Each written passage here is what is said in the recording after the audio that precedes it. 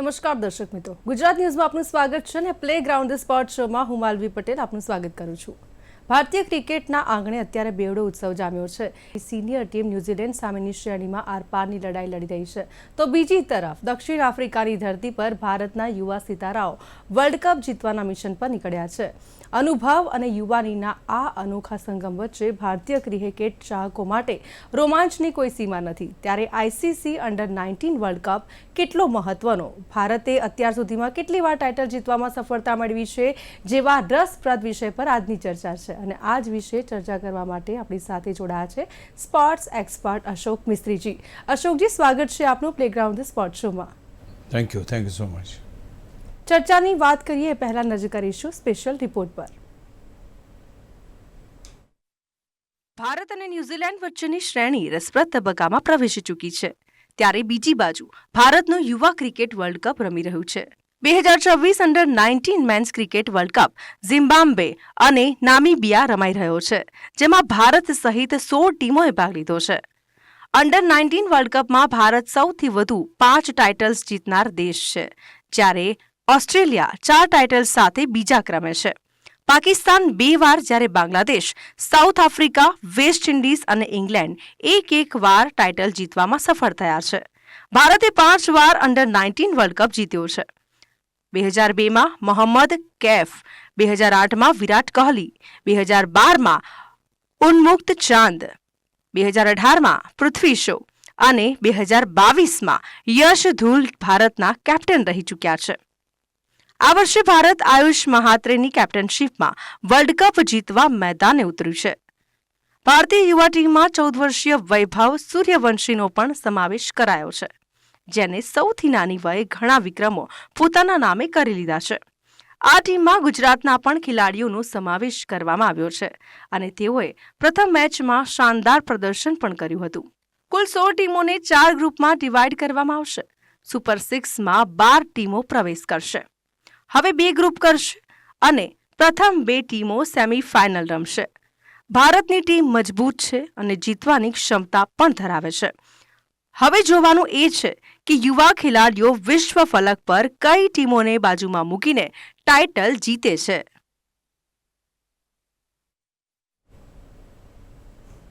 ચર્ચાની શરૂઆત કરીશું। અશોકજી, આઈસીસી અંડર-19 વર્લ્ડ કપ કેટલો મહત્વનો છે, ખાસ કરીને વિશ્વના યુવા ક્રિકેટર્સને આ પ્રકારથી કેવો અને કેટલો લાભ થાય?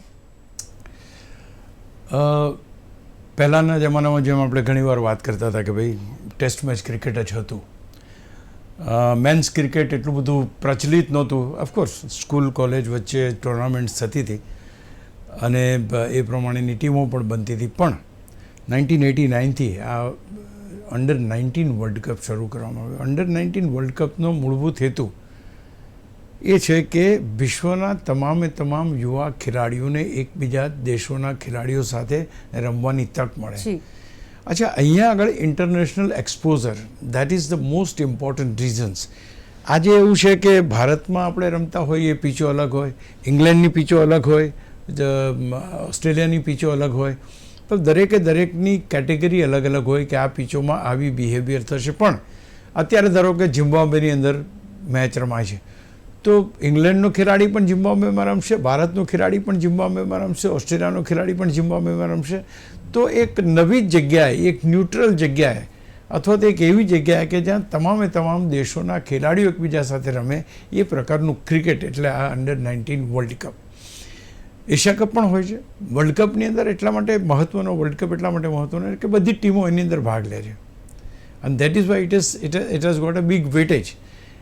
ઘણા બધા ખેલાડીઓ જે એનો અત્યારે રમ્યા છે અથવા તો રમી ચૂક્યા છે, એ લોકો કેપ્ટન પણ રહી ચૂક્યા છે।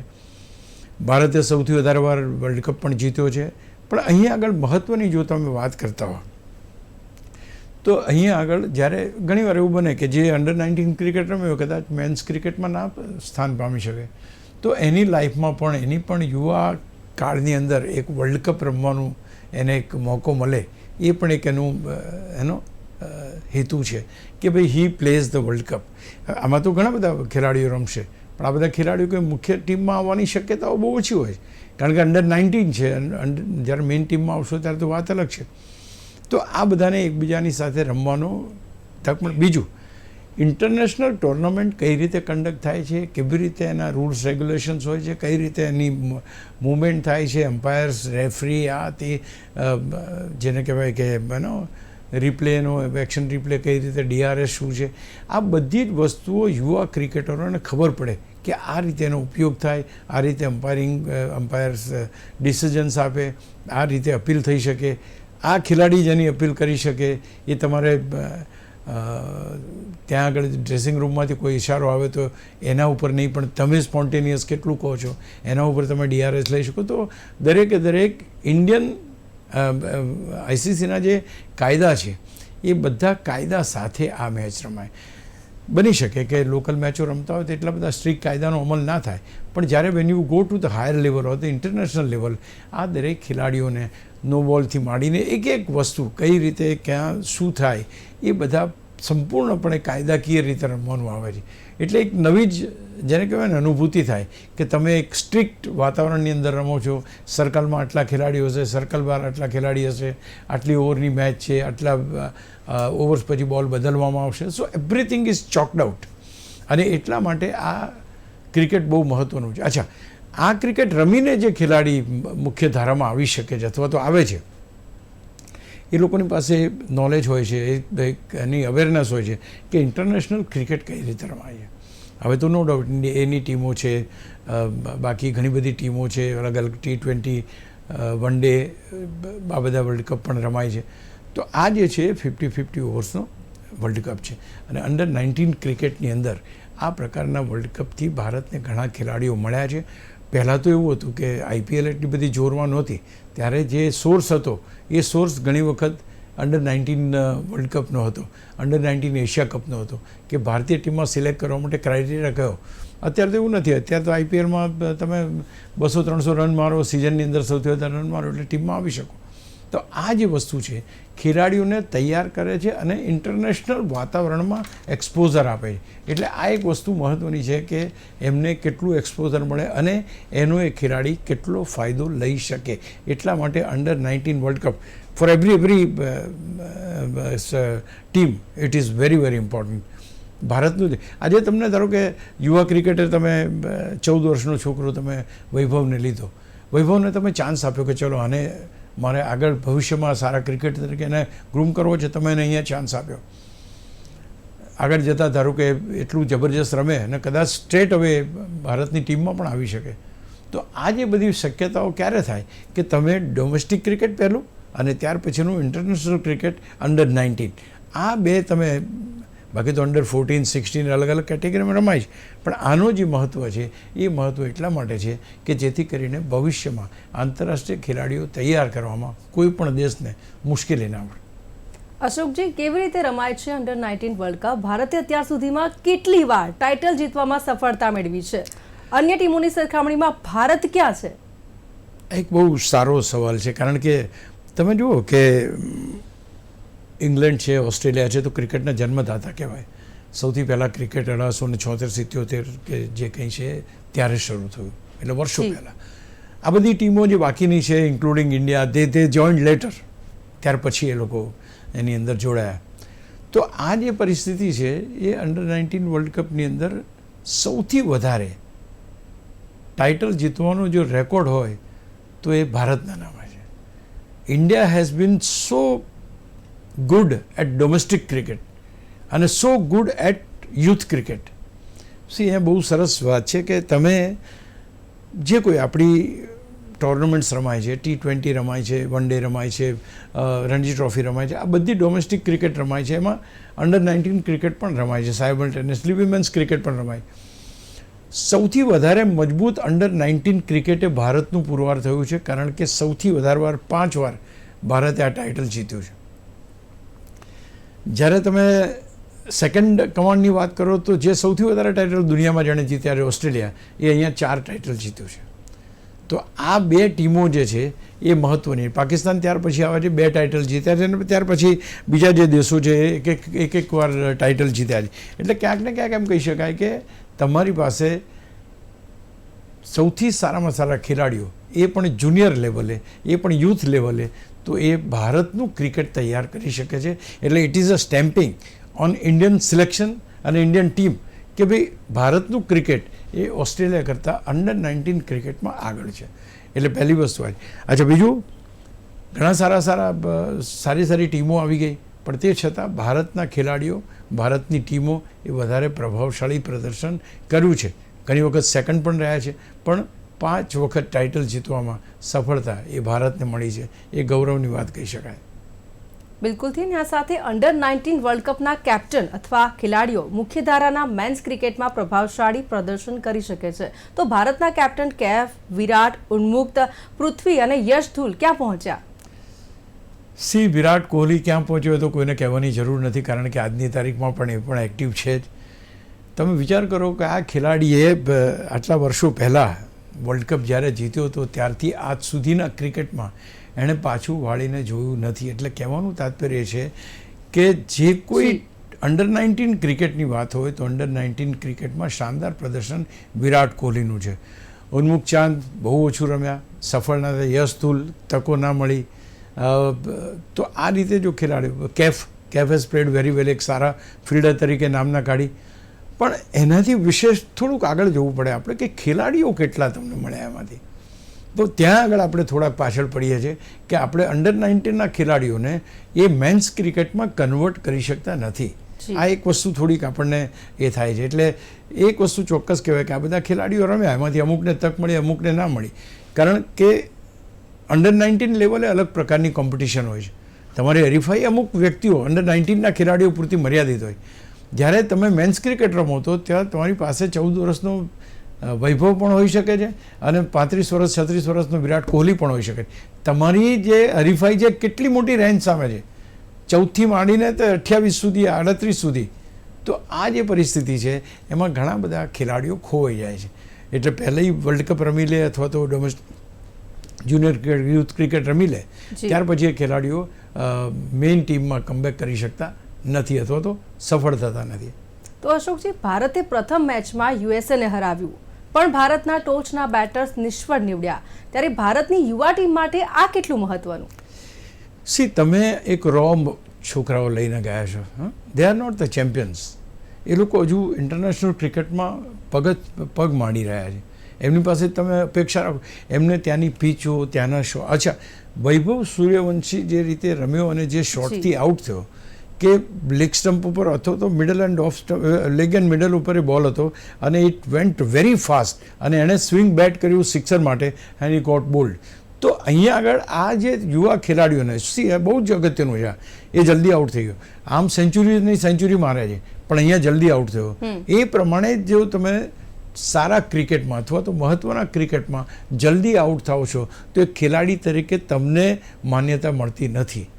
તો આ એક એને શીખવાનું છે. હવે now from the second match onwards he will have to ensure. Ayush Mhatre જલ્દી આઉટ થઈ ગયા, 4 વિકેટો જલ્દી પડી ગઈ ભારતની. It was a concern. તો હવે આ ખેલાડીઓ તરત એમાંથી શીખશે, ભાઈ આપણે આ T20 નથી રમતા, આ 50 ઓવરની મેચ છે, આરામથી રમવાનું છે, જોઈને રમવાનું છે. એ બધું હવે ખબર પડશે. યુએસએની ટીમ એટલી બધી જબરી નહોતી એટલે એને કોઈ પ્રોબ્લેમ ના આવ્યો, પણ બાકી ટીમો હોય તો આપણને હારવાનો વારો આવી જાય. તો ક્યાંક ને ક્યાંક એ શીખવાનું છે આ ખેલાડીઓ પાસેથી કે ભાઈ તમારી પાસે આયુષ માત્રે છે જે નવા ખેલાડી છે, IPLમાં હવે આવશે, વૈભવ સૂર્યવંશી છે, વેદાંત ત્રિવેદી, વિહાન મલ્હોત્રા, અભિજ્ઞાન કુંડુ, કનિક ચૌહાણ, આ બધા ખેલાડીઓનો અનુભવ એટલો બધો નથી. તો એ ક્યાંક ને ક્યાંક આમાં શિક્ષક પહેલા મેચમાં આપણે આઉટ થઈ ગયા છે, બીજી મેચ આપણે કઈ રીતે બનાવવાની.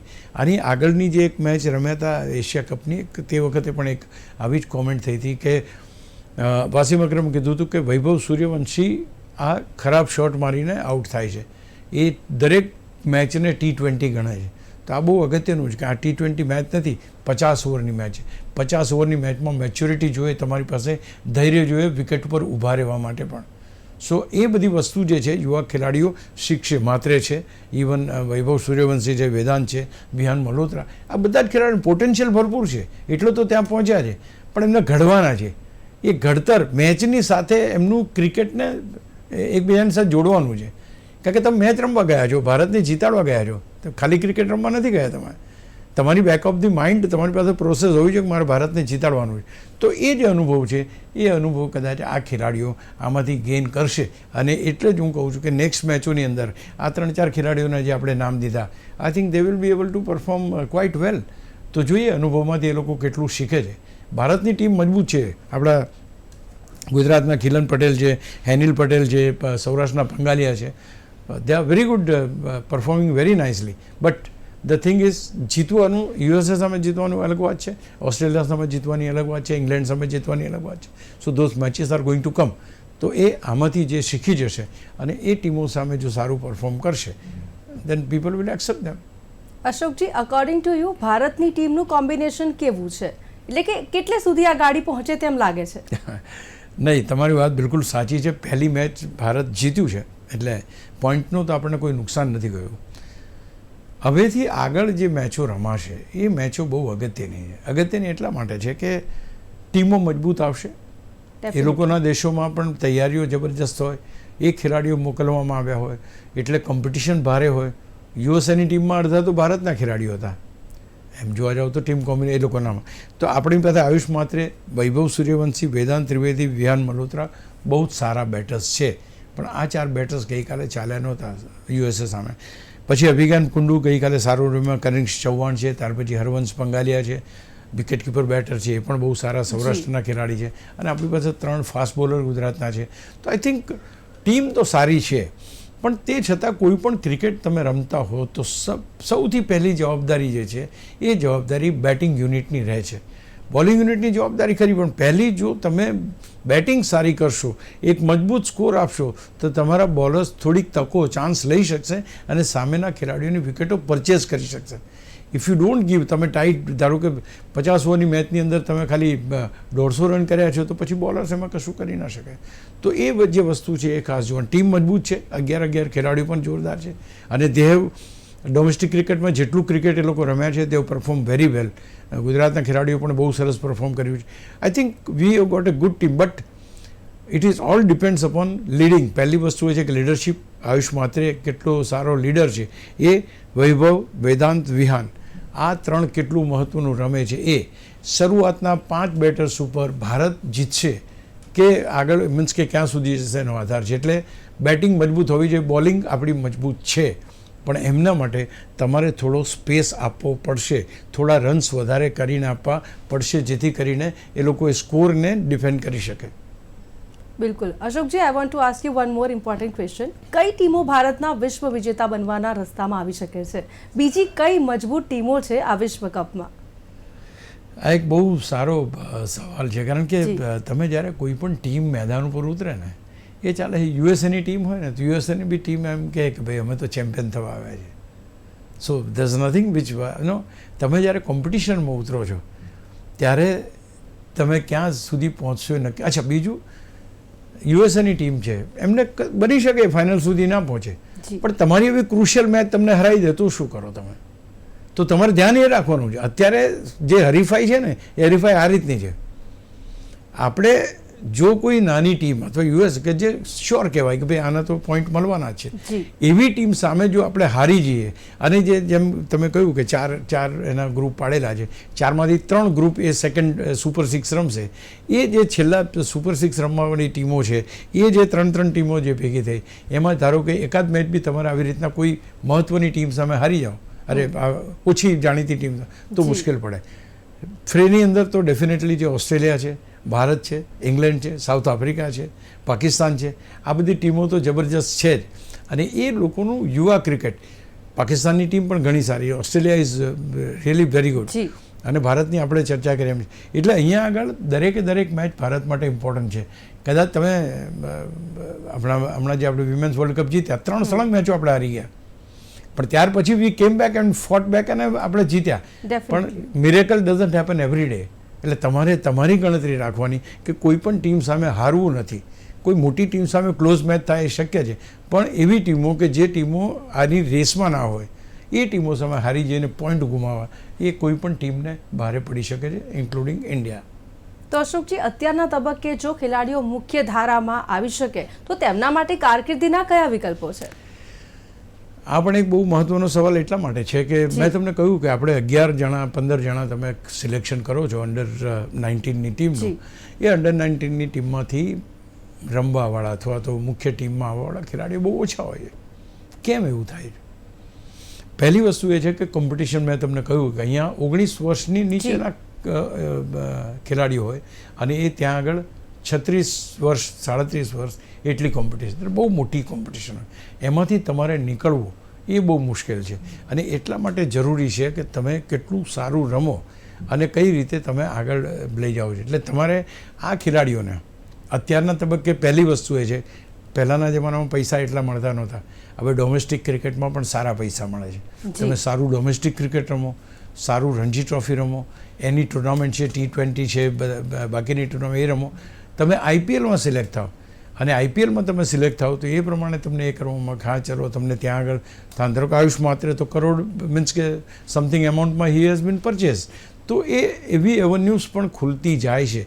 ભારતમાં પહેલાં એક જ ટીમ 11 જણાની થતી હતી, હવે 11-11ની 3 ટીમો અલગ થઈ શકે છે. વન ડેની થાય, ટેસ્ટની થાય અને T20ની થાય. અને ત્યાર પછી જો તમે જુઓ તો પછી તમારી પાસે IPLની ટીમો છે અને IPLની 10 ટીમો છે. તમારે જે ટીમોમાં જ્યાં જવું હોય ત્યાં તમને જઈ શકો છો અથવા તમારા પરફોર્મન્સ ઉપરથી પ્રવેશ મેળવી શકો છો. એટલે આ બધા એવન્યુઝ અત્યારે ખુલ્લા છે અને એટલા માટે ક્રિકેટ એવું રમવાનું કે જે ક્રિકેટ એ ફાસ્ટ ક્રિકેટની અંદર કામ લાગે. જી, ટેસ્ટ ક્રિકેટ એક મહત્ત્વનું ક્રિકેટ છે, નો ડાઉટ અબાઉટ ઇટ, પણ જો તમારે ઇમિડિયેટ એમાં સફળતા જોઈતી હોય તો ફાસ્ટ ક્રિકેટ એ બેસ્ટ ક્રિકેટ છે. જેમ અત્યારે વૈભવ રમી રહ્યો છે એ પ્રકારનું જો તમે ક્રિકેટ રમો છો તો આગળ આવવાની તકો પણ એટલી જ વધી જાય છે. અને ટીમો તમારી પાસે અઢળક છે. હવે માત્ર BCCIની ટુર્નામેન્ટ પૂરતું મર્યાદિત નથી, IPLનું વિશાળ ફલક પણ તમારા માટે ખુલ્યું છે. ત્યાં તમારી પાસે એજનો કોઈ વિકલ્પ એ નથી, બાદ નથી અને you can definitely get the entry into the team. Ji Ashokji, અહીંયા ચર્ચાની સમાપ્તિ કરીએ છીએ. થેન્ક યુ વેરી મચ, આપ અમારી સાથે જોડાયા. Thank you very much. તો પ્લેગ્રાઉન્ડ સ્પોર્ટ શોમાં આ હતી આજની ચર્ચા અને આવી જ રીતે દરેક સ્પોર્ટ્સ ઇવેન્ટના પ્રિવ્યૂ, રિવ્યૂ, એનાલિસિસ અને ડિસ્કશન માટે જોતા રહો પ્લેગ્રાઉન્ડ સ્પોર્ટ શો. નમસ્કાર.